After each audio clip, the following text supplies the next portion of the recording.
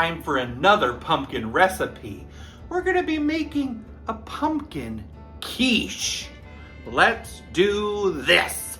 Grab a bowl. We need a whole can of pumpkin dropped in there. I chopped about 1/3 of an onion. I'm gonna pour that in next. And some bacon crumbles. And 2 beaten eggs. Give it a good mix.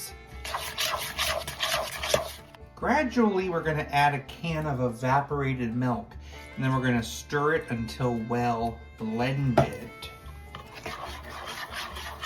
The directions say to mix a 1/2 cup of grated Parmesan cheese with 2 tablespoons of flour. Give it a mix, and mix that into your pumpkin mixture. And this gets poured into a pie shell for cooking. This seems like awfully a lot. I don't know if I'll be using all of it. And this is gonna get baked in a 375-degree oven for about 60 minutes. A pumpkin quiche. Now would you look at that?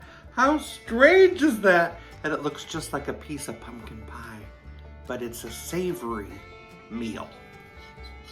I can't wait to try this pumpkin quiche. It's hot.